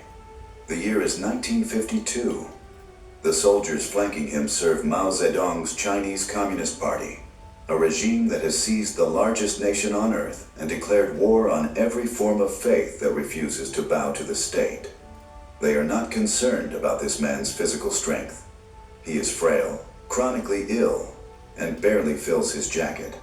They are concerned about something they cannot confiscate, something that has already spread to hundreds of thousands of people across this nation, something they are certain 20 years behind walls will extinguish. He is not being taken to prison because he stole, not because he murdered, not because he threatened the state with weapons or organized armed resistance. He is being led away in chains because he refused, and would always refuse, to stop preaching Jesus Christ. The crowds watch. Some weep, some look away. And the man in chains does something nobody expects. He smiles. 20 years have passed. 2 decades of hard labor, starvation rations, and bitter winters inside Mao's prison system. The Chinese Communist Party is still in power. The churches are still closed. And the man they arrested to silence him has not broken. A guard does his rounds. He finds a body on a thin mattress. What remains of a man after 20 years of chains. He has not preached in 20 years. He has not held a Bible in 20 years. His wife died last year and they would not let him attend her funeral. But beneath the mattress, a scrap of paper, trembling handwriting, large characters. Christ is the Son of God who died for the redemption of sinners and resurrected after 3 days. This is the greatest truth in the universe. I die because of my belief in Christ. The guard stood motionless. For a moment there was no ideology, no slogans, no apparatus of state power. Just a piece of paper, and the piece of a man who had finished his race. His name was Watchman Nee, and the government that imprisoned him wanted the world to forget that name. Instead, that note traveled across oceans. Those words ignited fires in underground churches across China. Churches that today number over 100 million believers. All from a man in a cell. All from a note under a pillow. All from someone who walked into prison smiling because he had settled the question of his life long before the handcuffs arrived. Comment: from today, I am for God only. If you are ready to surrender your ambitions, pray by name for the lost, and pay a price you'll never reclaim. And stay until the very end of this video, where we reveal the hidden discipline that kept Watchman's fire burning through 20 years in chains, enabling you to run with endurance the race God has set before you. November 4th, 1903. A boy is born in Swato, China, into a third-generation Christian family. His grandmother holds him hours after birth and prays over him, consecrating this child to God before he can speak a word. His name is Ni Shu Tzu. The world will call him Watchman Ni. But do not picture a saint. Not yet. Picture a brilliant, arrogant teenager who consistently ranks first in every examination at his school. A young man who writes articles for newspapers and spends the money on lottery tickets and movies. A young man who looks at Christian preachers and considers them the lowest, most trivial occupation on earth. He has enormous capacity, enormous pride, and absolutely no intention of wasting either on religion. This is the raw material God chose to work with. In April 1920, Ni's mother attends a revival meeting led by the evangelist Dora Yu. She comes home changed, and in an act almost unheard of for a Chinese mother of that era. She finds her 17-year-old son and apologizes for a past punishment she gave him unjustly. He does not know what to say. This woman who raised him with iron discipline is standing before him, undone by grace. He is curious enough to go and find out what happened to her. He walks into the meeting intending to observe. He does not intend to be destroyed. One phrase strikes him during the preaching: "The Lamb was slain for you." He cannot explain what happens inside him. A mirror shatters. He leaves disturbed. He goes to his room, shuts the door, and falls to his knees. Here is what made Watchman Ni's conversion utterly unlike almost anyone else's. When the Holy Spirit came, salvation and calling arrived in the same moment. He understood instantly. Accepting Christ as Savior meant simultaneously accepting Him as Lord, surrendering every dream, every plan, every mapped-out future. It was not two decisions. It was one. Total or nothing. He wrestled for hours. He argued with himself. There was no middle road. On the evening of April 29th, 1920, Watchman Ni surrendered. Completely. He wept. He confessed. The burden of sin rolled away. Real peace. Real joy. The next morning, he went to his room alone and signed what he would call a contract with God. From today, I am for God only. Have you ever made a decision like that? Not a raised hand at the end of a service. A deliberate, irreversible transfer of ownership. That is where this story begins. And that is where yours must begin too. Within days, Ni begins witnessing to his classmates. Passionately, urgently, for nearly an entire year, not one person is saved. A missionary named Miss Groves confronts him. You are unable to lead people to the Lord because there is something between God and you. Deal with that first, and before you speak to any person, speak to God. She instructs him to make a list, write names, pray specifically, and deal with every unresolved offense before opening his mouth to preach. Ni goes to between 200 and 300 people over the next 2 years, confessing offenses, making restitution, paying debts. It is humiliating. It is unglamorous. It is the most invisible spiritual work imaginable. Then he writes 70 names in a notebook, his classmates one by one, and prays for each by name, sometimes once every hour, even silently in class day after day. Within months, all but one of the 70 are saved. The school shakes. Revival breaks out. The lesson is permanent. The blockage was never a lack of gifting. It was a lack of holiness. God will not flow through a clogged vessel. When established denominations rejected him for his youth and lack of seminary credentials, he responded not with bitterness, but by going deeper, reading the entire Bible repeatedly, studying Greek, devouring Andrew Murray, Madame Guyon, and J.N. Darby until the Word lived inside him. He took his spiritual mentor, Margaret Barber's instructions seriously. To know Christ is to participate in his sufferings. Are you willing? He did not answer with words. He wept and kept coming back. In 1922, in Fuzhou, he gathered believers in a simple home. No denomination, no clerical title, only Christ as head. The local church was born. Among his early co-workers was a man 5 years his senior. 5 of 7 team members consistently sided with this elder against Ni, regardless of who was right. Week after week, his proposals were overruled. He went to mentor Margaret Barber repeatedly. Every time she gave the same answer, the younger should submit to the elder. He wept. He argued. One day she stopped him mid-sentence. As you accuse your brother before me, are you like one bearing the cross? Are you like a lamb? He could not speak. When his own character surfaced most dangerously, a sharp, dominating temper that prayer alone could not tame. He did not manage it. He broke it. He took a prized porcelain vase, smashed it before God as an act of will against self, and said, "Lord, now I am free." His co-workers testified he never lost his temper again. Not suppressed, transformed.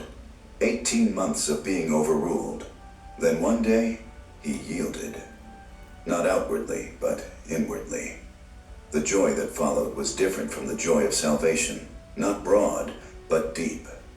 He later said, "Had it not been for that 1.5 years, I could not have worked with anyone." The cross does not always look dramatic. Sometimes it looks like being overruled for 18 months by someone you are certain is wrong. In 1924, tuberculosis first arrives. The diagnosis is serious, but not yet final. Over the following 3 years, the disease advances relentlessly. By 1927, it is terminal. A nurse who has attended many dying patients says, with tears, "I have never seen a condition this pitiful. He will not survive 3 more days." A telegram is sent to churches across China. Do not pray for Watchman Nee anymore. There is no more hope. But something is burning in him that tuberculosis cannot touch. He presses his chest against his writing desk to relieve the pain. And for 4 months, in 1927 to 28, in that position, he writes The Spiritual Man. 1,000 pages of theological revelation carved out of suffering. Each time he finishes a section, he says, "This is my last testimony to the church." When the manuscript is complete, he fasts from morning until 3 p.m., presents himself fully to God, and God speaks 3 sentences. "The just shall live by faith. By faith you stand. We walk by faith." He has been in bed for 176 days. He gets up. He dresses in clothes he has not worn in 6 months. In a cold sweat, trembling, he walks to the staircase. It looks like the tallest staircase he has ever seen. He grabs the rail. He descends, 1 step at a time, repeating with each step, "Walk by faith, walk by faith." 25 steps, each one an act of war against unbelief. He arrives at Sister Lee's home, where believers have fasted for him for 3 days. He knocks. The door opens. 7 or 8 brothers and sisters stare at him, speechless. For almost an hour, no one can speak. He did not wait to feel strong before he stood. He stood because God said stand, and the standing was the healing. God heals the tuberculosis completely. But in sovereign wisdom, he leaves Nee with incurable angina for the rest of his life, never fully well again, living moment by faith. The kind of healing I received was not merely a miracle of power. It was the working out of resurrection life through grace and living faith. God healed what would have stopped the ministry and kept what would keep Nee dependent. Her name was Charity Chang. He loved her with everything in him. She was not yet a believer. He tried to witness to her. She laughed at him. Still, he loved her. One day he opens his Bible to Psalm 73:25. Whom have I in heaven but you? And besides you, I desire nothing on earth. He reads it and cannot say it. The Holy Spirit convicts him instantly. He tries to pray. He cannot get through. He tries to bargain with God, offering to bet, suggesting alternative sacrifices, proposing every kind of substitute surrender. God does not move. For weeks, his ministry is frozen. On February 13th, 1922, alone before God, he says it out loud. Never will she be mine. The moment the words leave his mouth, the breakthrough comes like a flood. Within a week, people begin coming to salvation everywhere he goes. The very next morning, he removes his fine silk gown, goes to the kitchen, makes paste, and walks into the streets to post gospel posters on walls and distribute tracts. His co-workers cannot believe what they are seeing. The impeccably dressed young intellectual is covered in paste in the marketplace. Outward freedom always follows inward surrender. The churches multiply. No denominations, no pulpits raised above the people. In these assembly buildings, the speaker stood below the congregation, visually in the position of a servant. To serve someone, you are in a lower position. This is what the Lord Jesus did on the earth.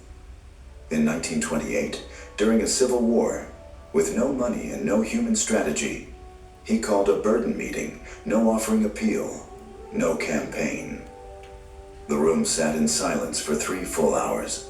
Then a farmer stood, reached into his coat, and placed a gold nugget on the table. One by one, others followed. The entire building was paid for in cash. In January 1926, on a small island off the coast, the sea itself obeyed. Local idol worshippers declared that Christian missionaries could not preach until their sea god's festival was complete. Ney and his team prayed through the night. He walked to the shoreline, not as a man appealing to heaven, but as a son issuing a command. God, stop the wind. The wind stopped. The waves stilled. Hundreds came to faith. On a second island, idol worshippers declared their God would bring rain on a specific day. Rain fell, but only on their location, where the Christians stood, perfectly dry. God drew his own boundary in the sky. Across rural China, blind eyes opened, the paralyzed walked, and demons fled. Yet every miracle was pointed to the cross, never to himself.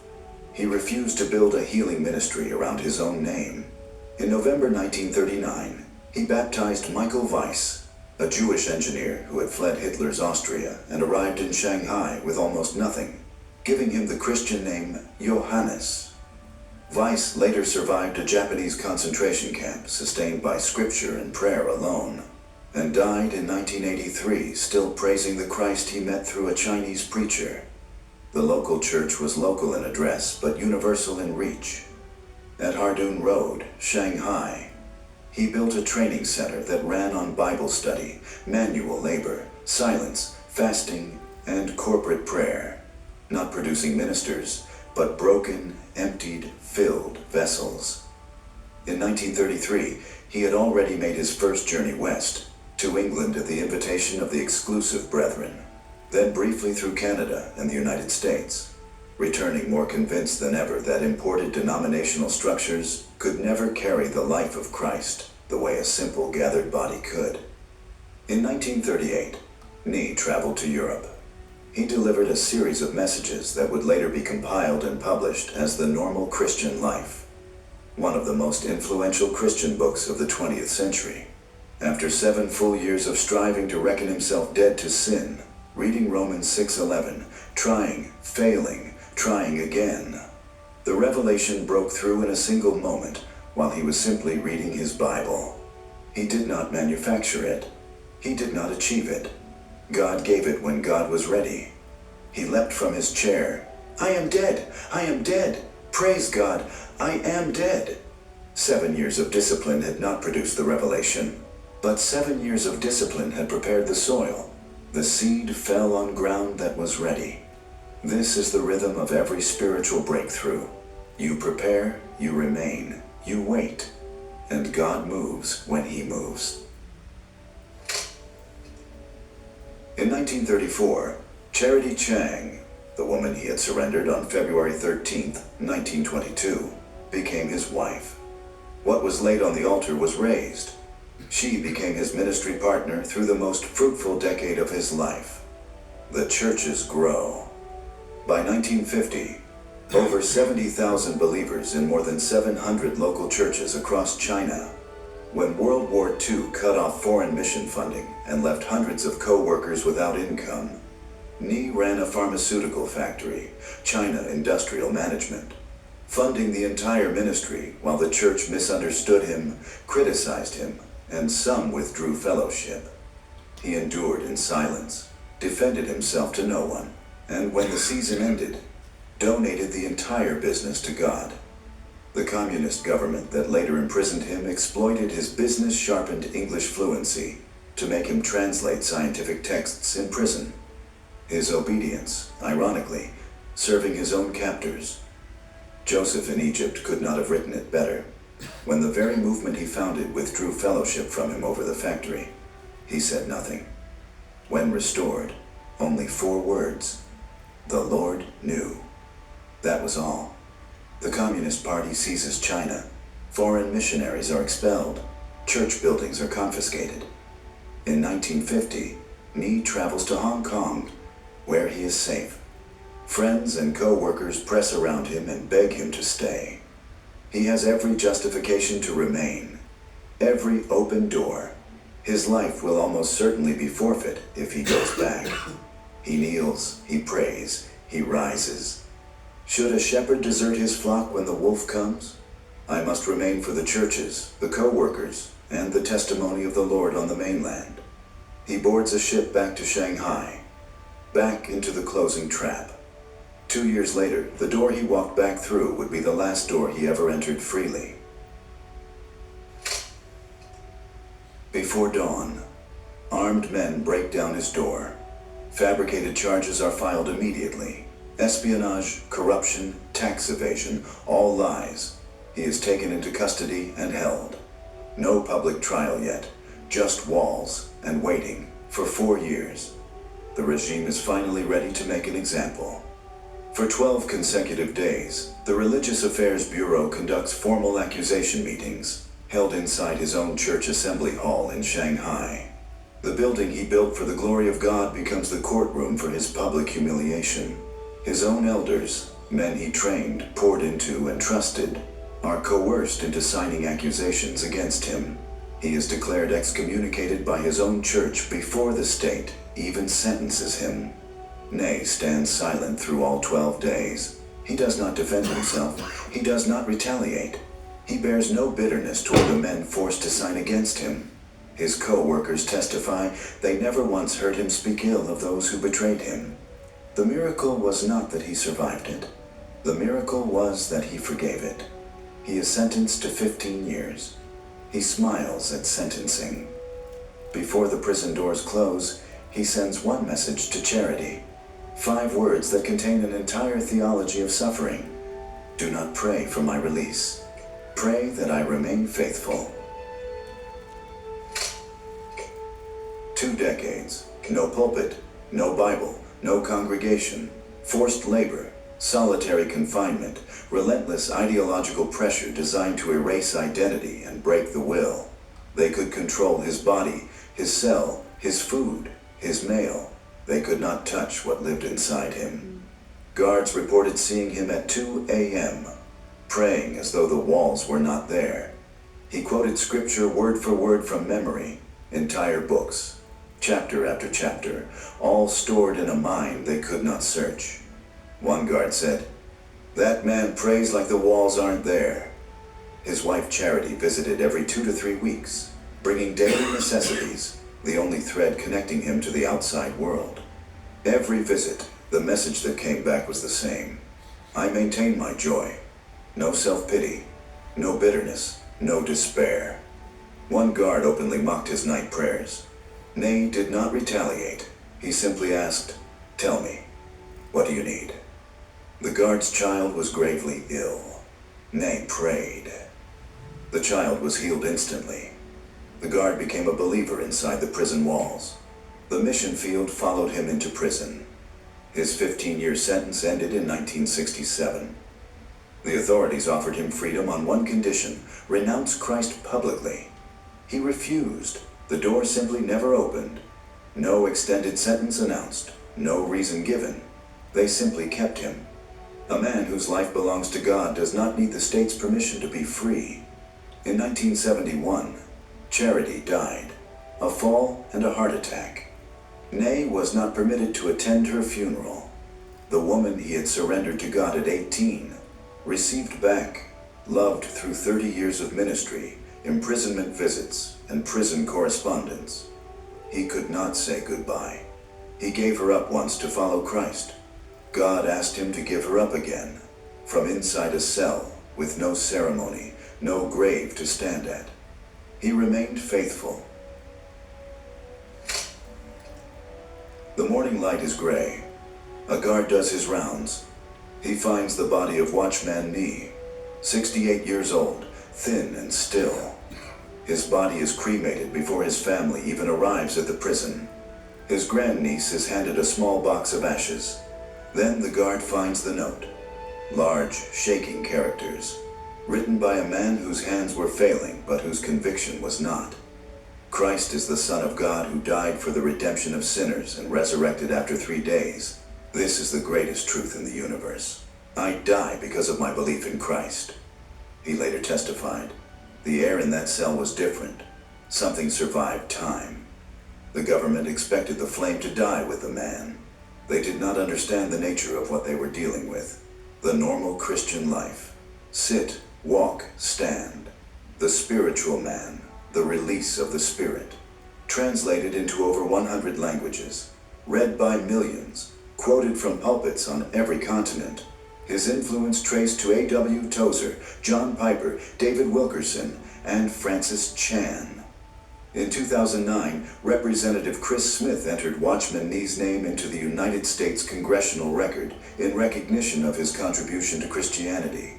The man the Chinese government tried to erase, honored in the record of the nation he never visited. Over 100 million Chinese Christians today trace the roots of their faith to the movement he began in a simple home in Fuzhou. One man, one contract with God, one life, fully given. You cannot imprison a surrendered heart. You cannot handcuff a soul that has already died. If this video has been a blessing to you, consider becoming a channel member. Members get early access to every new documentary, behind-the-scenes research notes, and a community of people who are serious about answering the call of God in their generation. The link is in the description below. Watchman Nee did not find a formula. He found a God worth everything, and he gave everything. 20 years in a prison cell could not undo what a single night of surrender had built. The question this story leaves burning in the air is not, was he extraordinary? It is, am I willing? Comment below with, from today I am for God only. If the life of Watchman Nee has stirred something in your spirit that comfort can no longer satisfy. Don't forget to hit that notification bell, like and subscribe to Cloud of Witnesses for more life-changing stories of faith that will equip you to boldly fulfill the call of God in your life. This week, write 10 names in a notebook. 10 people you know who do not yet know Christ. Pray through each name, out loud, by name, every single day for the next 30 days. Do not tell anyone you are doing it. Keep it between you and God. Watch what happens when you pray with the same surgical intentionality that unlocked revival through a 17-year-old in Fuzhou. Ney paid the price behind prison walls. But what if the next man God used chose a different kind of chains? Not iron, but intercession, obscurity, and radical sacrifice. And shook a continent nobody was watching. What does a chemistry professor from Cameroon with no pulpit, no denomination, and no Western backing become when he says yes to God without conditions? Check out this next video to discover the story of Zacharias Tani Fomum, the scientist who became an apostle and built one of Africa's most extraordinary prayer movements. Ney died hidden in a cell. 1 year later, 1,000 miles away, God raised another witness. This one would die in public before tens of thousands, facing a government firing squad. What does a simple village pastor with nothing the world recognizes become? One of the 10 greatest martyrs of the 20th century, his statue standing at Westminster Abbey. Check out this next video to discover the story of Wang Zhiming, the man who faced a firing squad and sparked a revival. As mens hierdie goed kyk, dan besef 'n mens net hoe ver is 'n mens se lewe eintlik van dit wat God wil doen. God het nie almal geroep as 'n watchman nie. Maar ek wil vandag vir jou sê, as ons net hierdie bewustheid kan kry, dat God ons wil gebruik om iets in ons land te doen, en ons gryp dit vas, gaan die Here iets in hierdie land doen. Amen. Mens hoor dalk nie hierdie tipe boodskappe oral van die kansel af nie, maar dis wat in my hart bring.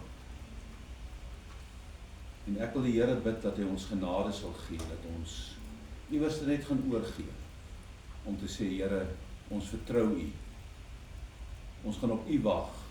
So gaan in hierdie week en hulle het aan die einde gesê, skryf 10 ouens se naam neer en begin vir hulle bid, wat jy graag gered wil sien, sodat die Here se krag in en deur daai mense kan kom werk, sy redding.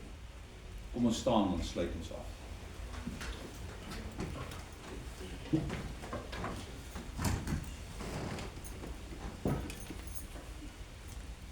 Hemelse Vader, die les wat ons leer, is 'n totale oorgawe aan die Here. Die heiligheid en die afsondering, die geloof. En Here, ons wil vanaand ook sê dat ons weet nie regtig hoe om daar te kom en wat om te doen. Ons weet ook nie, Here, presies eers wat is die pad en die rigting nie. Al wat ons weet is, Here, dis 'n persoonlike oorgawe, waar ons net gaan begin bid, die aangesig van die Here soek, elkeen, Here, waar ons is. En ek wil bid, help ons om in die nagte op te staan en die aangesig te soek. Here, te begin bid, dat U doel in ons lewens vervul sal word, dit wat U hier wil doen, dit wat U in ons lewens saam wil doen, dat U dit sal volbring. Here, Watchman het nie vasgekyk teen al die negatiewe dinge in sy lewe nie. Hy het vasgekyk teen Jesus as die gekruisigde en die een wat opgestaan het uit die dode. Daarom wil ek vra, Here, dat U ons sal lei en sal genade gee, om onsself, Hemelse Vader, voor te beskik en beskikbaar te stel, om oor te gee aan die Here, sodat ons U werk in ons midde kan sien. Ons dank U daarvoor in Jesus se groot en verhewe naam. En ek eer, Here, verdaag ons in die liefde en bring ons op die bestemde tyd by mekaar. En ek wil bid, Here, ek sien dat daar mense is wat, Here, begin terugstaan en ons wil hulle vanaand na U toe bring en ons wil vir U sê, Here, trek hulle vas teen die eensteurstoke sy. Wil U gee, Here, dat hulle nie lou sal raak en nie sal wegstaan nie, maar nader sal staan, sodat U plan en U doel, Here, in ons lewens saam vervul sal word. Ek vra dit alles uit genade in Jesus se naam. Amen. Amen. Drink maar nog 'n koppie koffie, ek het nie idee hoe laat dit is, en so 4 minute oor, soos iets te bad.